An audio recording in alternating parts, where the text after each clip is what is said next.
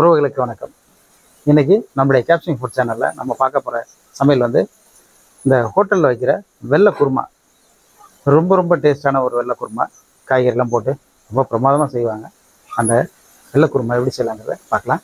கைப்பிடி தேங்காய் துருவல், 5 முந்திரி, கசகசா 1 ஸ்பூனு, ரெண்டுத்தையும் ஊற வச்சுருக்கேன். இதையும் இந்த தேங்காயையும் நம்ம ஒன்றா அரைச்சிக்கணும். இது கூட 1 ஸ்பூனு சோம்பு போட்டுக்கணும்.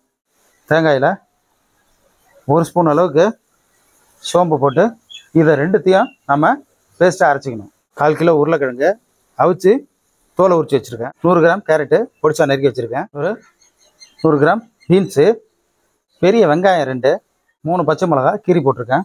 பெரிய தக்காளி 1 பொடிச்சா நறுக்கி வச்சுருக்கேன். 1 கொத்து கருவேப்பிலை, மல்லியில் 2 கொத்து, இஞ்சி பூண்டு பேஸ்ட்டு 1/2 ஸ்பூனு, கிராம்பு, ஏலக்காய், இலை, தேவையான அளவுக்கு உப்பு, தேவையான அளவுக்கு எண்ணெய். இந்த வெள்ளை குருமா வந்து எனக்கு ரொம்ப பிடிக்கும். நான் சின்ன வயசாக இருக்கும்போது இந்த ஹோட்டலில் வைக்கும்போது நம்ம அந்த அளவுக்கு விரும்பி சாப்பிடுவேன். இந்த வெள்ளை குருமாவை நம்ம எப்படி செய்யலாங்கிறத பார்க்கலாம். அதுக்கு முன்னாடி ஒரு சின்ன விஷயம் சொல்லணும். இந்த யூடியூப் சேனல் வச்சுருக்காங்க, இந்த எடிட்டர்கிட்ட படுற பாடு இருக்குது பாருங்க, அதை சொல்லி மாறல. நான் ப்ரோ ஒரு அளவுக்கு தான் ப்ரோ, எல்லாமே சும்மாலாம் நோண்ட கூடாது ப்ரோ. நான் யாருக்கு என்ன துரோகம் பண்ண, அதாவது ரத்த கண்ணீர் வடிக்க வேண்டியதா இருக்குங்க. ஐயோ பா இந்த மாதிரி மாட்டிக்கிட்டு ஐயோ. சரி, நம்ம இந்த வெள்ளை குருமா எப்படி வைக்கலாங்கிறத பார்க்கலாம். எண்ணெய் ஊற்றிக்கலாம்.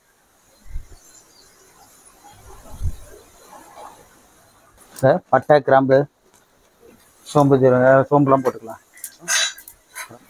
வெங்காயத்தையும் போட்டுக்கலாம். வெங்காயம்லாம் வந்து ரொம்ப கலர் வந்துடக்கூடாது, ஏன்னா இது வெள்ளை கலர் குருமாங்கிறதுனால கலர் மாறிடும். அதனால் தணலை ரொம்ப கம்மி பண்ணி வச்சுக்கிட்டு இதை செய்யணும். கலர் வந்துடக்கூடாது. இந்த பச்சை மிளகாயும் போட்டுக்கலாம். 3 பச்சை மிளகா, இந்த 1 கொத்து கருவேப்பிலை போட்டுக்கலாம்.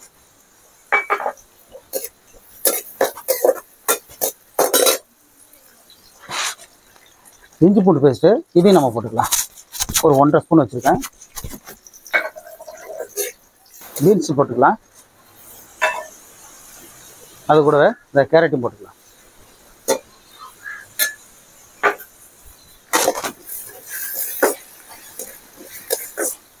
கொஞ்சமாக உப்பு போட்டுக்கலாம்.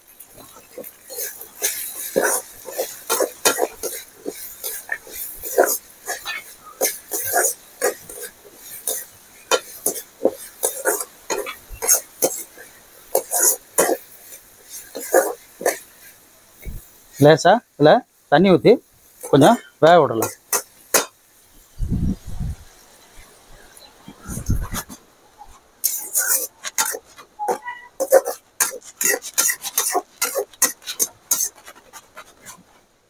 இங்கே தேங்காய் பேஸ்ட் அரைச்சிங்களா, அந்த தண்ணி அதை மிக்ஸி அரைச்சி அந்த தண்ணி அதில் ஊற்றிக்கலாம்.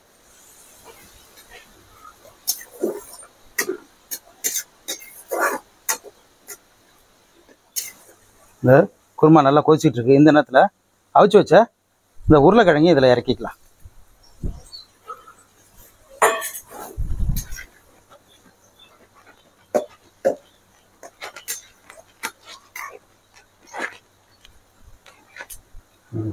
குருமாவோட ஸ்பெஷலே வந்து அந்த கலர் மாறாமல் இருக்கணும். அதுக்காக தான் சில பேர் கேரட்லாம் போட மாட்டாங்க. சில பேர் ஒரு காலிஃப்ளவர் மட்டுமே போட்டு வைப்பாங்க. இப்போ இன்னும் கொஞ்சம் நேரம் கொதிக்க விடலாம்.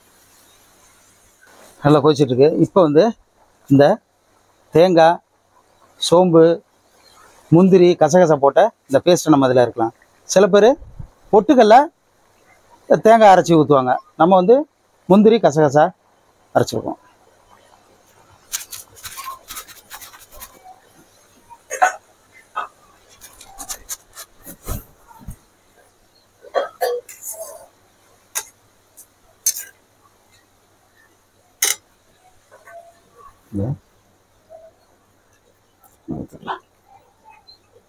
ரொம்ப வாசனையாக சுவையாக இருக்கக்கூடியது.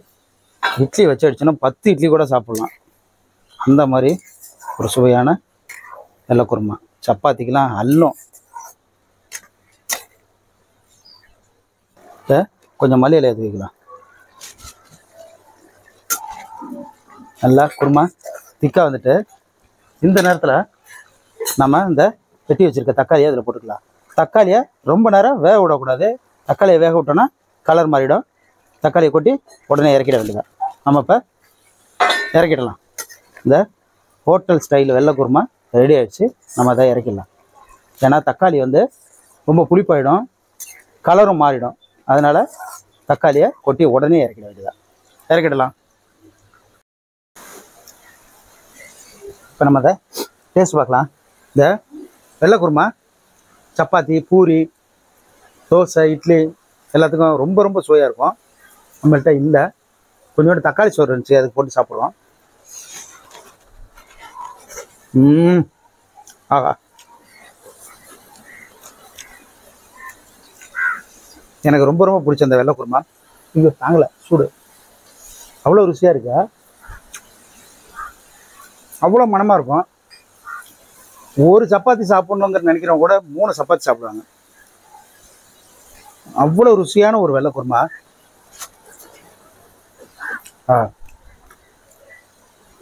ரொம்ப ரொம்ப சூப்பராக இருக்கு. இந்த குருமாவோட இது அந்த வாசனை தான். இங்கே முந்திரி பருப்பு கசாசெல்லாம் போட்ட பிறகு அதோட லெவலே வேற மாதிரி மாறி இருக்கு. ரொம்ப ரொம்ப சுவையாக இருக்கு. நீங்களும் இந்த ஹோட்டல் ஸ்டைல் வெள்ளை குருமாவை செஞ்சு சாப்பிட்டு பாருங்கள். சாப்பிட்ற வீடியோ, சமைக்கிற வீடியோ, நல்ல கண்டென்ட் உள்ள வீடியோ பார்க்கணும்னா நம்ம கேப்சன் ஃபுட் சேனலை தொடர்ந்து பாருங்கள். சப்ஸ்கிரைப் பண்ணுங்கள், லைக் பண்ணுங்கள், ஷேர் பண்ணுங்கள். உங்கள் நண்பர்களுக்கும் சொல்லுங்கள். தொடர்ந்து எனக்கு ஆதரவு கொடுங்க. நீங்கள் கொடுக்குற இந்த ஆதரவு தான் என்ன புதிய புதிய சமையல் போட சொல்லி ஒரு உத்வேகத்தை கொடுக்கும். ஸ்கிப் பண்ணாமல் பாருங்கள். ஸ்கிப் பண்ணாமல் பார்க்கும்போது தான் இடையில நான் சொல்கிற சின்ன சின்ன கருத்து, அதாவது சின்ன சின்ன குறிப்புகள் தடைபடாமல் உங்களுக்கு கிடைக்கும். நீங்கள் எனக்கு தொடர்ந்து ஆதரவு கொடுத்துக்கிட்டே இருங்க. உங்களுடைய ஆதரவு என்னன்னைக்கு எனக்கு வேணும். நன்றி உறவுகளே.